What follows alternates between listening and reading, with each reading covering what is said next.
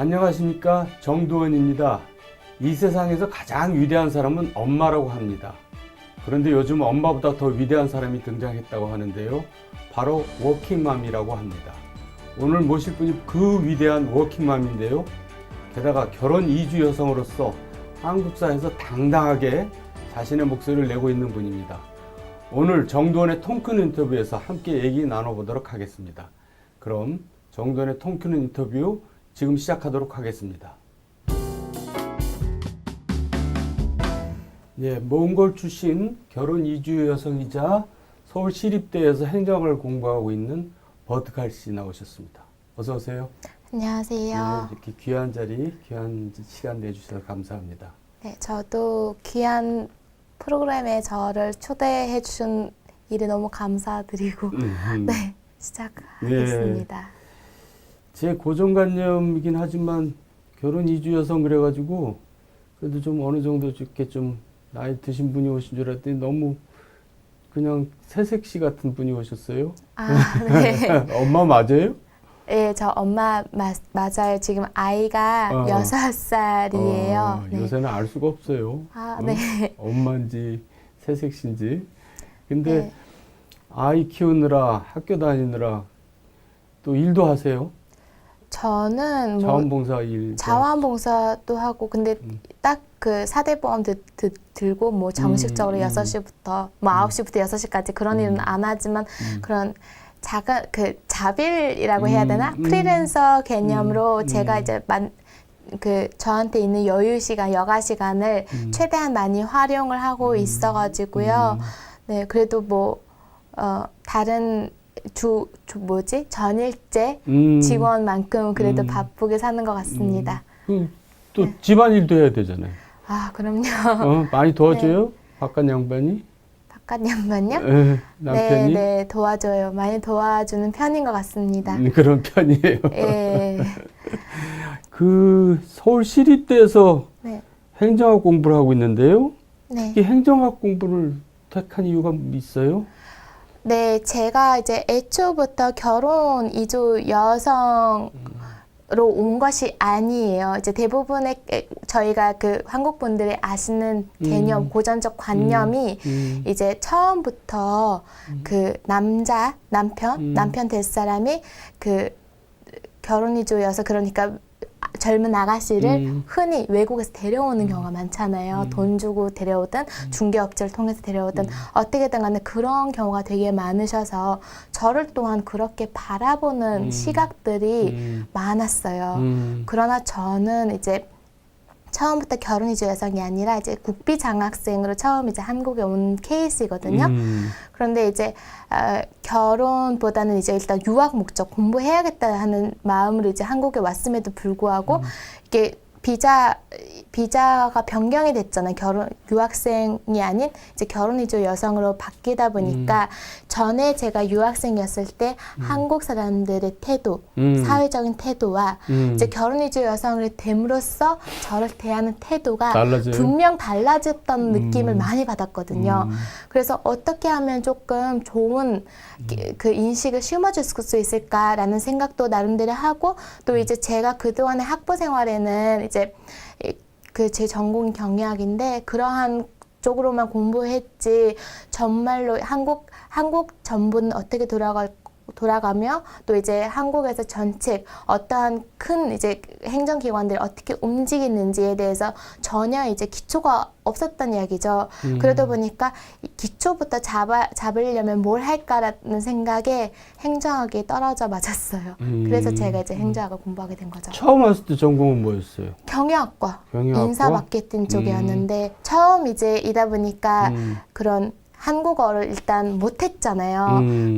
그래서 이제 처음 유학 시절 1, 2년 동안은 무조건 한국어만 열심히 공부하고 또 이제 전공 수업을 따라다니기 너무 힘든 거예요. 근데 그것에 이제 많이 집중을 했어요. 근데 이제 3학년, 4학년 올라가면서 조금 이제 알아듣기 시작했는데 이제 바로 이제 거의 이제 결혼한 거잖아요. 학생 때 네, 결혼하셨구나. 학생 때 이제 결혼했는데 이제 그런 것들을 이제 제가 하고 싶은 말이 한국 공부는 했는데 한국 사회가 어떻게 돌아가는지에 대해서 너무 이제 몰랐던 거예요. 이제 또 이제 앞으로 살아야 되잖아요, 이 사회에서. 10년이든 20년이든 제 남편이 한국 사람이 되고 제 아이가 한국인으로 태어나니까 저는 이 나라에서 오래 살아야 되는 사람이 되고 또 이제 필수적으로 이 나라에 대해서 이 나라 운영이 어떻게 됐는지 이 나라에서 정치가 어떻게 만들어졌는지에 대해서 공부해야 하는 그런 의무가 생기더라고요, 저에게 있어서. 그래서 저는 행정학을 택하게 되었죠. 저도 이제 행정학 공부를 했는데 네. 행정도 실제로 했었고 공무원 생활을 이제 오랫동안 했었고 그런데 행정학 재밌어요? 저는 관료 이야기잖아요. 근데 저는 행정학이 재미있는 것 같아요. 그래요? 네. 저는 공부했지만 재미없던데. 그래요. 근데 저는 나라가 어떻게 하면 조금 좋은 방향으로 나갈 수 있는지를 이제 뭐 배울 수 있었고요. 그리고 공무원의 성격을 무엇보다 파악이 잘 된 것 같아서 너무 좋았고요. 또 이제 행정하는 사람과 정치하는 사람이 분명 다르잖아요. 다르죠. 그 맥락도 이제 너무 잘 이해가 되니까 또 기분도 좋고 또 이제 실질적으로 이제 공무원 생활 하셔서 아시겠지만 이제 저는 이제 한국이란 나라가 어떻게 돌아가는지를 파악하는 데 있어서 행정학이 정말 저한테 좋았던 것 같습니다. 고향 고국이라 그러죠? 네. 그 몽골도 생각을 하면서 공부해요? 아니요. 저는 사실은 그 몽골에서 생활했던 기간이 많지 않아요. 오히려. 이게 어렸을 오히려까지는 아닌데요. 저는 오히- 이제 17년 동안 몽골에 살다가 한국에 온 거거든요. 네. 고등학교 졸업하자마자. 근데 그 어떤 사람도 지금 생각하면 고등학교 때까지 졸업하고 난 다음에 자아라든지 전체성이라든지 그리고 사회를 바라보는 시각이라든지 이런 것들이 좀 많이 안 돼 있을 거잖아요. 그런데 제가 제일 중요한 그 청소년 시절을 거의 이제 한국에서 보낸 거예요. 분명 제가 출신 국가가 몽골이지만 저는 세상을 한국에서 배운 거예요. 그러다 보니까 저는 오히려 몽골보다 한국에 대해서 조금 많이 아는 편인 것 같아요. 네. 그러니까 반반 정도 있겠네. 반반이죠. 네. 근데 분명 이제 몽골 17년 동안 살았기 때문에 그 나라 언어라든지 문화를 잘 할 수는 있겠지만 사회적인 분위기라든지 이런 것들 신문에서 많이 읽지만 현실적인 경험이 없죠. 부딪히는. 근데 오히려 한국에서 부딪히는 경험이 많죠. 아까 이제 얘기 잠깐 하려다 제가 깜빡했는데 몽골 사람은요. 네. 우리나라 사람하고 정말 많이 닮았어요. 그렇죠? 네, 맞아요. 그러니까 이제 이 유전자 뭐 인류학적으로 따져보면 몽골하고 한국하고 영촌, 맞아요. 일본하고는 일촌. 맞아요. 그러니까 몽골도 저도 이제 한번 가봤는데 길 가다 보니까 저 친구 왜 여기 와 있지? 네, 옆집 아저씨들 내 친구 같은 사람이 지나가는 거야. 네, 맞아요. 그래서 보니까 자세히 보니까 이제 아니고 네. 그렇게 굉장히 이제 많이 닮았는데 말도 좀 비슷한 게 있죠. 네, 맞습니다. 그 얼마 전에 그 논문을 좀 봤어요. 그 논문을 봤는데 그 한국어 몽골어 학과 나오신 분께서 쓰신 논문이었는데 한국어하고 몽골어하고 똑같은 언어가 약 732개 정도 있대요. 아직도 남아있네요. 남아있는 특히 이제 제주도 쪽에 계시는 쪽에. 분들께서 그 언어 그 남은 그 700 몇 개 언어를 다 알고 계신다고 하더라고요. 근데 실질적으로 뭐 예를 들면 오른쪽 왼쪽이라고 하잖아요. 한국에서. 그러면 몽골에서도 똑같이 하고요. 또 공주라는 말 있잖아요. 옹주? 공주.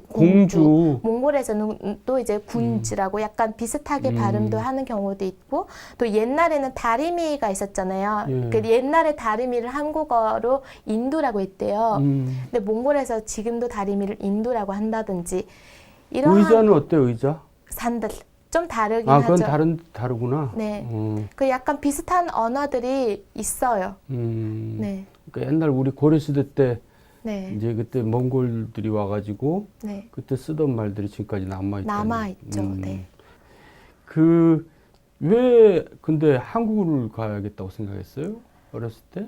네, 저는 이게 한국하고 저하고 되게 인연이 있는 나라인 것 같아요. 저는 이제 대장금 있죠. 그 드라마 중에서 음. 대장금, 뭐 호텔료 이런 드라마를 이제 어렸을 때 초등학교, 중학교 때 많이 본 거예요. 근데 이제 그게 너무 좋아서 저도 잘 모르는 나라에 드라마에 푹 빠져 있고 또 거기에다가 이제 그 드라마에서 나오는 음악들, 노래들 들으면 너무 설레고 좋은 거예요. 근데 저도 모르게 그 한국어를 모름에도 불구하고 계속 이제 흥얼거리다가 이거를 도대체 잘 좀 그 정확한 발음을 냈으면 좋겠다 싶어가지고 그냥 우연치 않게 학원 등록했어요. 한글 좀 제대로 좀 듣고 제대로 좀 따라 예쁘게 부르고 싶어 하는 욕망으로부터 시작한 거예요. 그래서 이제 한국어 학원에 이제 등록을 하고 공부하다 보니까 가나다라부터 이제 시작하잖아요. 이게 재미있는 거예요. 이게 그리고 이제 한글이 되게 재밌게 구성이 돼 있어요. 몽골어는 영어랑 똑같이 이게 길쭉하게 쓰는데 한국은 이제 뭐 자음음 이렇게 네모난 글씨처럼 생겨가지고 이게 되게 읽는 게 재미를 느꼈다고 해야 되나요? 그래서 좋았고, 근데 그게 이제 시작이었던 것 같아요.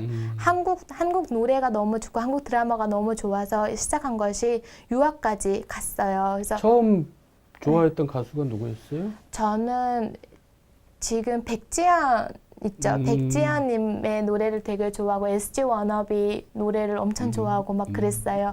거의 그 친구들의 그 가수분들의 노래를 다 외울 정도로 빅밴의 노래를 외울 정도로 엄청 열망했어요. 근데 지금도 빅밴 되게 좋아하지만 네. 그 만나본 적은 가수분들 없어요? 승리를 봤어요. 실제로. 네, 가까이서? 빅뱅의 네. 네. 어쨌든 그렇게 단순하게 그냥 한국 드라마로부터 시작해서 한국 노래를 배우고 싶어서 학원 등록했다가 그것이 이제 욕망이 커지고 그 국비 장학생까지 이제 발전이 된 거죠. 그랬군요. 네. 한류 때문에 이제 결국 한국에 대해서 이제 관심을 갖게 되고 드디어 이제 유학까지 왔는데 막상 와 보니까 좀 그 생각했던 거하고 많이 차이가 있어요. 인상이 어땠어요? 저는 그날 지금도 되게 생생하거든요. 인천공항에 도착한 시간이 새벽 3시 경이었어요. 근데 저는 이제 너무 이제 설레가지고 부모님이 반대했거든요, 우선. 한국에 오는, 왜냐하면 제가 17살밖에 안 됐는데, 이제 한국에 아는 사람 한 명도 없는데 오게 된 거예요. 이게 엄청 이제 반대했음에도 불구하고 왔어요. 딸인데, 여잔데. 그래서 왔는데, 그게 이제 일단 너무 뿌듯하고 제 스스로 이제 장학금을 타고 온 것도 뿌듯했고 또 인천공항까지 이제 왔어요. 왔는데 잠이 안 오는 거예요. 비행기 가는 시간 내내 또 이제 숙소 기숙사까지 가는 그 시간까지 잠이 너무 안 오는 거예요. 근데 제가 이제 전라북도 전북대학교에 이제 공부를 하게 되었는데 기숙사에 가는 길이 집안 길이 이게 제가 드라마에서 보는 길하고 너무 다르고 그 좀 뭐라고 해야 되나 몽골 같았어요. 건물도 높은 빌딩이 그쪽엔 없고 근데 나중에 이제 알게 되니까 나코 지역 쪽이었던 거예요. 그 전조 제가 이제 갔던 지역 재개발도 안 되는 그런 좀 많이 실망했어요. 실망했겠네. 네, 기숙사만 예쁘고 주변이 안 예뻤어요. 다르게 얘기하면. 전주였죠, 거기가? 네, 맞아요. 근데 이제 9년이라는 시간이 지났어요. 네. 이제 더 이상 이방인이 아니라 이제 한국 사람이라고 할 수도 있는데 이렇게 이제 한국 사람으로서 사는 거잖아요, 지금. 그러니까 한국 사람들의 장점, 단점이 눈에 보일 텐데요. 어떤 네. 점이 장점이고 어떤 점이 단점이에요? 장점은 물론 다들 아실 수도 있겠지만 일 처리를 확실하게 너무 빨리 잘해 주셔요. 예를 들면 뭐 하나 서류 떼는 데 있어서 별로 시간도 안 걸리고 뭐 운전면허증도 당일로 나오고 김포 쪽에 가면 뭐 이러한 기적 같은 것들 많거든요. 배달해도 빨리 오고 몇 시에 뭘 배달을 시켜도 다 오니까 그게 너무 좋고요. 근데 그만큼 단점이 이 사회가 너무 바쁘다 보니까 이 그 배려심이 더 없어지는 것 같아요. 사람들 간에.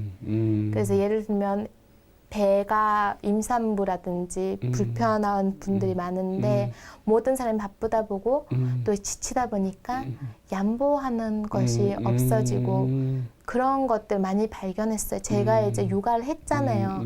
배가 이렇게 큰 냄비, 몽골에서 냄비가 동그랗게 생겼거든요. 그래서 몽골에서 그 냄비만큼 큰 배를 가지고 있는 여자한테 양보를 안 해요. 임산부에게. 그런 경우가 많고 서러워서 눈물이 많이 나는 경우도 많았고요. 또 아기띠 없고 힘들게 낑낑 다니고 있음에도 불구하고 자리를 안 비켜주는 경우가 많아요. 근데 그때는 제가 한국 삶의 경험이 많이 없다 보니까 그저 많이 원망스럽고 힘들었는데 이제는 이해 갈 것 같아요. 고등학생들도 밤늦게까지 공부하고 대학생들도 보면 젊으면 이제 사람이 힘든 거 다 똑같잖아요. 스트레스 하느라고. 네, 그래서 그런 것들 점점 그런 남을 위한 배려라는 게 없어져 가고 있는 것 같아요. 근데 몽골은 좀 많이 다르거든요. 우리도 옛날에는 안 그랬죠. 근데 이제 네. 경제가 발전하면서 오히려 더 그런 게 네, 이제 뭐라 그럴까 아쉬운 점이죠. 그렇죠. 배려심, 정이라 그럴까 남에 대한 따뜻한 마음 이제 이런 게요.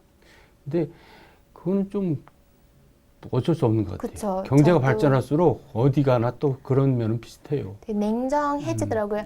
나하고 이제 더 이상 아는 사람들 간에도 이렇게 서로 바쁘다 보니까 너무 좋은 친구여도 만나기도 어렵고 만나기 어렵다 보니까 연락이 뜸해지고 정의도 없어지는 경우가 많거든요.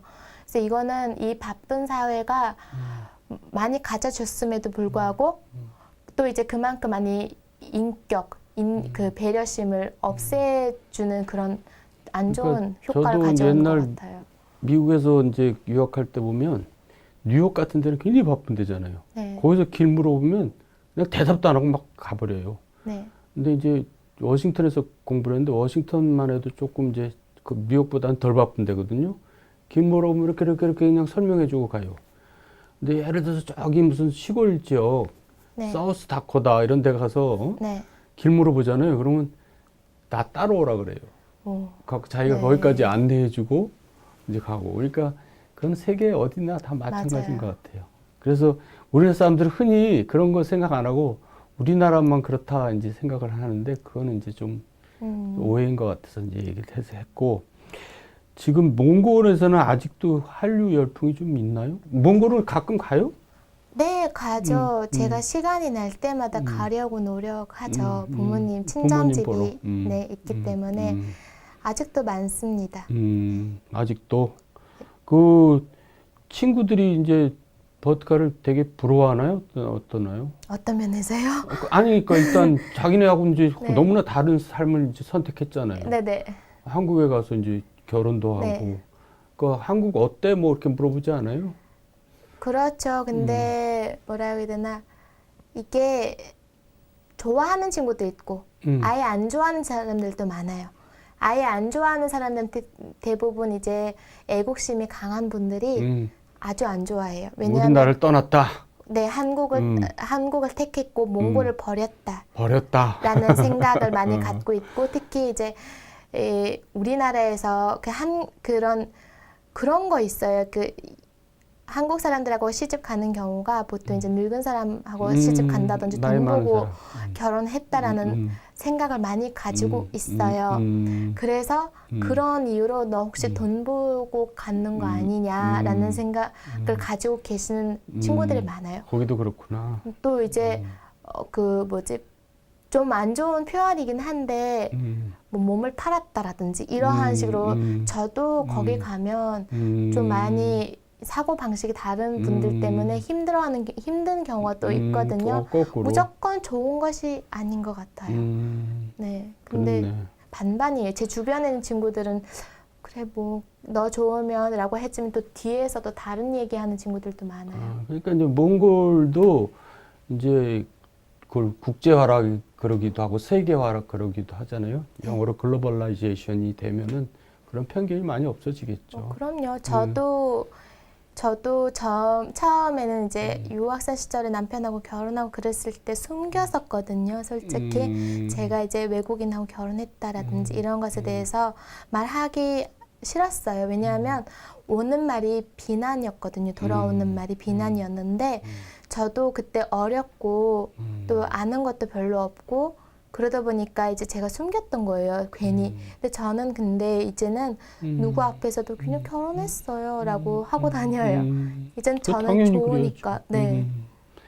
지금 한국에 거주하고 있는 몽골인들이 얼마 정도 되죠? 저희가 불법, 합법해서 약 4만 7천여 명이 그럼 있습니다. 몽골 인구가 지금 몇백만이에요? 100만 명? 그러니까 1%가 넘네요. 그럼요. 많은 사람들이 와 있는 거네요. 그렇죠.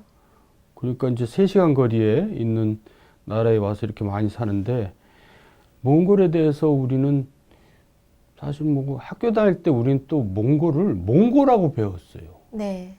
근데 몽고라는 말이 좀 별로 안 좋은 말이라며요. 네, 맞아요. 저도 그 동아일보에서 컬럼을 하면서 몽고라고 부르면 섭섭합니다라는 글도 올렸는데요. 그거는 이제 주변 국가 때문인 것 같습니다. 이게 몽고라는 말이 좀 안 좋은 의미를 몽골어로서 지니고 있어요. 이게 바로 무식하고 배우지 못한 인간이라고 할 때 저희가 망고라고 하거든요. 망고. 근데 이게 몽고랑 꼭 이제 비슷하게 발음처럼 들리고요. 실제적으로 저희 나라, 우리나라는 이제 한자권 나라가 아닌데 이거 풀어서 이게 하면 배우지 무식한 인간들이라고 돼 있대요. 근데 이게 중국의 영향이 커요. 옆 나라랑 거의 이제 옛날부터 사이가 안 좋았어요. 그러니까 이제 오랑캐. 예, 그래서 오랑캐죠. 근데 그러한 우리나라가 한자를 잘 몰랐던 탓에 그걸 이제 옛날부터 걸러내지 못했던 부분인 것 같습니다. 정말 안 좋은 의미죠. 그 몽골에 대해서 한번 좀 소개를 해주시죠. 우리가 몽골을 잘 아는 것 같아서 잘 모르거든요. 네. 몽골은 어떤 나라다 이렇게 이제 좀 간단하게 이렇게 소개를 한다면. 네, 몽골은 그 아시아의 서양인 것 같습니다. 아, 그래요? 네. 왜 그럴까? 왜냐하면 몽골 사람들의 사고가 되게 그 서양화가 되어 있어요. 그래요. 왜냐하면 그 이유가 우리나라가 이제 러시아 구소련 시대 때 러시아 안에 이제 간접적으로 통치를 당했어요. 예. 그러다 보니까 이제 거의 이제 50년 동안 러시아 사람들이 위에서 가르치고 또 이제 학교도 러시아화가 되고 무조건 이제 제외 국어는 이제 러시아 해야 되고 또 이제 저희 부모님 세대만 해도 무조건 거의 러시아 유학을 했었어요. 예. 그러다 보니까 이 생각하는 사고 방식이 완전 이제 서양화가 된 거죠. 보면 딱 봤을 때 아시아인 같지만 생각하는 것들과 옷 입는 스타일, 입는 것들이 다 이제 러시아, 서양 그쪽 문화를 많이 가지고 있어요. 그렇구나. 네. 그건 또 처음 듣네. 지금 몽골인 협회 부회장으로 계세요? 네, 부임된 지 별로 안 안 되었는데 됐는데? 이제 4년 동안 그 협회에서 활동을 하다가 이제 올해 며칠 전에 사실 부회장으로 이제 등급이 올라간 거예요. 네. 출세하셨어요. 네. 한국에 거주하고 있는 몽골 사람들한테 이제 도움을 많이 줘야 될 거 아니에요. 협회에서. 그럼요. 네. 근데 그 주로 한국에 거주하는 몽골인들이 많이 호소하고 있는 어려움이 주로 어떤 거예요? 보통 이렇게 아까 또 말씀드렸지만 4만 7천여 명 정도 있다 그랬잖아요. 그런데 이 숫자의 거의 반 이상이 불법 체류자들이 차지하고 있어요. 불법인들이. 그런데 이분들은 불법이다 보니까 돈 벌려고 오잖아요. 돈 벌려고 오고 공부하러 오지 않았기 때문에 한국어를 많이 못하세요. 예. 못하다 보니까 그러한 이유로 인해서 여러 가지 갈등이라든지 여러 가지 어려움을 겪고 있어요. 불이익을 받는. 불이익을 많이 받죠. 네. 한국어가 안 되기 때문에. 그래서 이분들이 이제 한국어가 안 되는데도 불구하고 이제 한국의 3D 업종 있잖아요. 3D 업종. 3D, 네, 3D, 3D 업종에서 이렇게 종사하다 보니까 다치는 일들이 많아요. 사고들 많죠. 산재. 네, 산재 뭐 여러 가지 이제 사고들이 많은데 뭐 예를 들면 가벼울 때 뭐 병원 치료 받고 끝날 수도 있지만 심할 경우는 뭐 시력을 잃는다든지 손 발이 없어진다든지 이런 안 좋은 일들이 많이 발생을 하고 있어요. 그러면 이제 현장에서 통역 지원한다든지 이런 일들을 많이 해드리고 있고 또 이제 한국에서 생활하는 데 있어서 한국어가 안 되니까 한국에 어떻게 돌아가는지 중요한 정보들 있잖아요.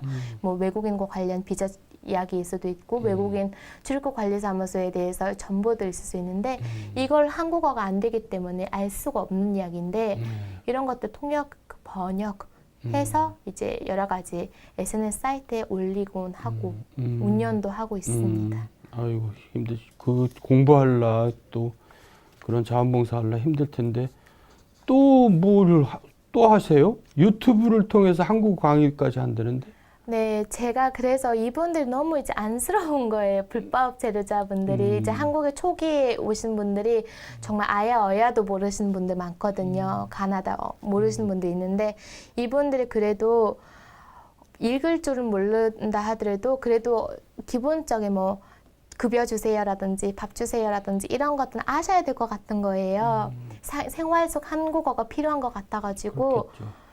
이게 저는 이제 오라고 하면 언제 모으고 언제 또 장소 문제도 이제 문제가 생기니까 그래도 누구나 SNS는 하고 누구나 인터넷에 한국은 특히 다 인터넷이 되잖아요. 와이파이도 되게 잘 되는 나라고요.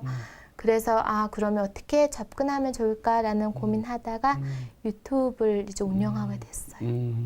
스타가 되셨다고 그랬던데. 아니요, 그 정도는 정도는 아니고요. 아니고? 네, 그 정도는 아니고요. 네.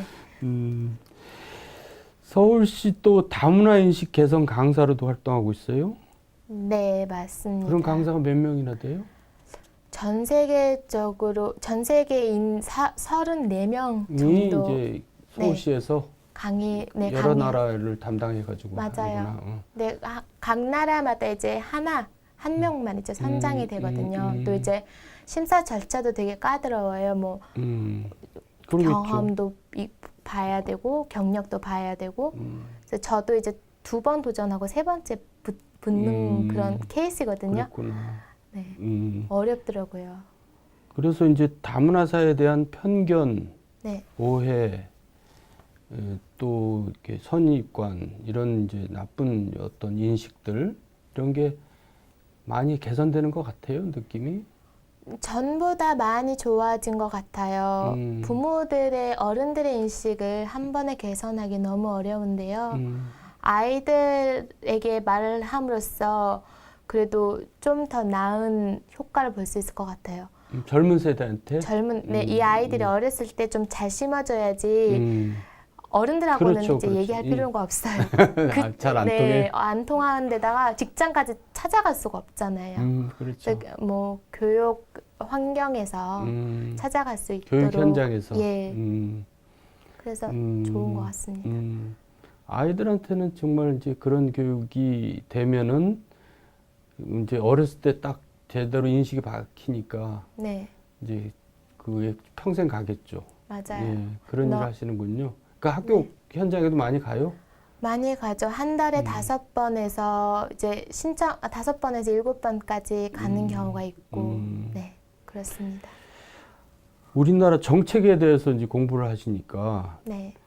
다문화 정책이 어때요? 좀 문제가 있는 것 같아요? 아직도 네. 사실 많이 한다고는 하고 있어요, 그렇죠? 그럼요. 그런데 뭐 다문화 정책에 대해서는 특별히 뭐 고민해 본 적은 없어요. 연구해 본 적은 없어요. 많이 있죠. 관심 분야이다 그러니까 보니까. 이제 특히 네. 개선할 점 같은 게 네네. 어떤 게 있을까요? 우선 다문화라는 용어부터 달라져야 되는 거 맞고요. 어떤 식으로 달라지는 뭐 게 맞아요? 다문화라고 하면 선생님도 그렇게 생각하시겠지만 결혼 이주 여성이라고 생각하기 쉽죠. 일단 인식이. 일단은 인식이. 그런데 사실상 다문화 안에 그 노동자들 들어가고 또 유학생도 들어가고 동포들도 들어가요. 조선 쪽에 있던 고려 그렇죠. 뭐 그리고 그 맨 마지막에 결혼이주 여성인 거예요. 근데 이 세 개를 잘 생각 안 하고 얘네들 분리해서 생각하는 경우가 많더라고요. 이게 결혼이주 여성만이 다문화가 아니라 전체가 이제 다문화인데 한국에서는 다문화라고 하면 최악계층 결혼이주 여성, 돈 받고 한국에 온 여자라고 인식을 많이 하고 있어요. 이걸 일단 깨야 되거든요. 이거 최우선으로 이제 해결해야 돼요. 특히 저는 결혼이주 여성이 바로 최악계층으로 분류가 되는 게 조금 이해가 안 돼요. 그러니까요. 네, 바로 최악계층인 거예요. 뭐 저도 이제 뭔가 신청을 할 때, 작성할 때, 뭘 할 때 최악계층에다가 체크를 하는 저도 좀 그렇더라고요. 그리고 이제 여기서 이제 또 네. 얘기하기가 불편하지만 네, 결혼 이주 여성이라도 예를 들어서 서양인이 결혼해서 이주해 네. 왔다 그러면 또 그렇게 안 생각해요. 그럼요. 그건 또 편견이 없어요 또. 그쪽은 글로벌 가족이고 응. 저희는 다문화 예. 가족이고 예. 왜 그런지 모르겠어요. 글쎄 말이에요. 글로벌, 다문화 예. 이거는 사실은 그런 곳에서부터 고쳐야 돼요. 그래서 다문화라는 말에 대해서 어떤 대안을 생각해 봤어요? 그게 글로벌로 바꿔야죠. 글로벌로. 또 이제 여기서 이런 말씀 드려도 됐는지 모르겠는데 고보열정이라든지 그런 프로그램들 있잖아요. 예. 이제 러브인아시아 지금 사라졌지만 예. 그런 곳에서 다문화를 너무 안쓰럽게 나오거든요. 너무 오히려 우리한테 도움 주는 얘기도 많지만 네. 나쁜 편견을 주는 경우도 그렇죠. 많다 이런 거죠. 이게 무조건 시청자들의 동정심을 모아야 되는 것 같은 그런 프로그램이고 또 이제 저한테도 고보열정에서 많이 연락이 오거든요. 그러면 들으면 다 제작을 하더라고요. 그 문제들을 대부분. 그러니까 이제 연출을 한다는 얘기. 연출을 하죠. 네, 연출을 하고 실질적으로 그렇지 않음에도 불구하고 그러니까 좀 과장하고. 과장하고 그리고 제가 이제 주변에 출연한 친구들이 어떻게 알잖아요. 그래서 그러면 왜 너 그렇게 못 살았니? 그렇게 뭐 시리 부모님하고 안 맞았니? 하면 그쪽에서 그렇게 시켰어요. 라든지 이런 경우가 이제 돌아오는 이야기이기 때문에 저는 그런 것들 일단 없어져야 된다고 생각해요. 그 다문화라고 하면 또 이제 좋은 것들은 글로벌 가지고 나온 것들은 되게 아름답게 나와놓고 왜 동남아시아라든지 몽골 같은 지역에서 온 결혼이주 여성을 불쌍하게 나오게 하는지 모르겠어요. 그러니까 이제 드라마틱하게 이제 만들려고 그러는 거죠. 네, 그래서 그런 것들 좀 안 좋고 또 전책 중에서 안 좋은 것 중에 하나가 그건 것 같습니다. 그 결혼이주 여성 일자리 전책이요. 일자리. 왜 안 좋죠? 왜냐하면 아직까지 정부는 뭐라고 하더라? 한국에서 한국어만 잘해야 되고 한국 문화만 알아야 되고 동화 전책 그거만 계속 강요를 해요. 맨날 김치 만들으라고 하고 그 문화센터라든지 다문화 가족 지원센터에서는 항상 부르면 떡 만들기, 한지 만들기 뭐 이런 것들 있잖아요. 김치 만들기 이런 것들을 보통 많이 해요. 근데 저는 오히려 캄보디아에서 왔으면 캄보디아에선 설에는 어떻게 지내니? 이렇게 좀 물어보고 캄보디아 음식 한번 먹어보는 시간을 가는 그런 서로의 문화를 배워야 됐는데 항상 한국어만 계속 한국어가 아니고 한국 문화만 이제 강요를 시키는 경우도 있고 이제 그 다문화 전책이 생긴 지가 지금 벌써 10년, 15년 정도밖에 안 걸렸거든요. 그 전책 안이 생긴 지가 2006년도부터 시작해서 2008년도에 이제 통과가 되고 이제 계속 가는데 비교적 다른 분야에 비해서 어린 거예요. 이 전책이. 그러다 보니까 미숙한 부분들도 무시 못해요. 있을 수는 있어요. 하지만 좀 처음부터 접근 방법이 안 좋게 되는 것 같아요. 문화를 강요한다든지 또 언제까지 한국어를 가르쳐요. 이 사람들 전문 교육을 시켜야 되잖아요. 말은 못한다 하더라도 말 못한 사람들 매니큐어도 바를 수 있고 누군가 앞에 전문 교육을 해야 돼요. 이 사람 먹고 사는 문제를 해결해야 되는데 한국어만 계속 강요하고 있고 그리고 대부분의 결혼이 중 여성은 남편보다 13살 이상의 차이가 나는데 남편이 먼저 퇴직하는 거 뻔한 이야기인데 남편이 퇴직한 후에 경제할 때 누가 할 것이며 누가 책임져야 될 것이며 이런 것들이 나올 거란 말이죠. 근데 이 결혼이주 여성들이 지금 집에서 나올 생각 안 해요. 항상 이게 남편이 돈 벌 것 같은 생각을 하는 거예요. 비교적 어린 나이에 이 친구들이 왔기 때문에 미래를 내다볼 수 있는 능력이 없어요. 이런 능력을 키우지 못한다 하더라도 전문 교육은 있어야 된다고 봐요. 저는 말 필요 없는 예를 들면 뭐 바늘질 한다든지 뭐 인형을 만든다든지 이런 것들은 한국어 소통이 없어도 되는 기술적인 직업들이잖아요. 그렇죠. 이런 직업들을 많이 해야 되고 이런 전책도 많이 펼쳐야 된다고 저는 생각하고 있어요. 아유, 오늘 좋은 지적해 주셨네요. 네. 아주 그냥 열띠게 얘기를 해주셨어요. 네, 저는 이게 현장에서 현실이- 이제 그런 걸 너무 네. 아주 그냥 실감 있게 느꼈기 때문에. 맞아요. 근데 결혼이주 여성들은 이게 저는 항상 물어보거든요. 남편이 몇 살이라고 바로 물어보는 경우도 있고 이제 얘기하다 들으면 파악이 되잖아요. 지금 뭐해요? 애 보고 집에서 그냥 문화센터 김치 만들라고 할 때 가요. 이러한 이야기들을 많이 듣고 볼 때마다 너무 답답한 거예요. 무슨 말인지 이 알겠어요. 친구들 좀 나오게 좀 해야 되는데. 네. 우리 버트칼 씨도 이제 한국 사람인데 그럼에도 불구하고 내가 이제 한국 사람 다 됐구나 이제 그렇게 느낄 때가 있어요. 네. 언제 그렇게 느껴요? 저는 가끔씩 네. 그 콩나물 국밥이라든지 육개장이 시원할 때 있어요. 시원하다는 시원하다. 말 뜨거운데 네, 뜨거운데 왠지 모르게 되게 시원한 거예요. 몽골에서는 못 느꼈던 네, 맞아요. 느낌인데. 네. 그리고 남들이 한국어가 또 엄청 흥미로운 언어예요. 시원하다는 말이 분명 춥다라는 말이잖아요. 그러니까. 근데 이제 마사지 할 때 시원해. 음식 먹을 때 국물도 시원한 맛 이런 것들 있잖아요. 근데 저는 구분이 되는 것 같아요. 이제는. 목욕탕에서도 뜨거운 물에 들어갈 때 네. 시원하다. 근데 언제 어디서 쓰는지 그 예감을 이제 저도 이제 몸이 인식한 것 같아요. 아이고. 이럴 때 그래도 이제 한국을 많이 아는구나, 한국 사람 다 됐구나라는 생각이 들 때가 있죠. 재밌게 얘기를 잘해 주셨어요. 아닙니다. 자, 이제 마무리를 해가야 되는데 앞으로 어떤 계획들을 가지고 계세요? 네, 저는 우선 이제 좀 있으면 석사가 마치고 지금 논문 학기인데요. 이어서 계속 공부는 해야 될 것 같고요. 박사까지 생각하고 있습니다.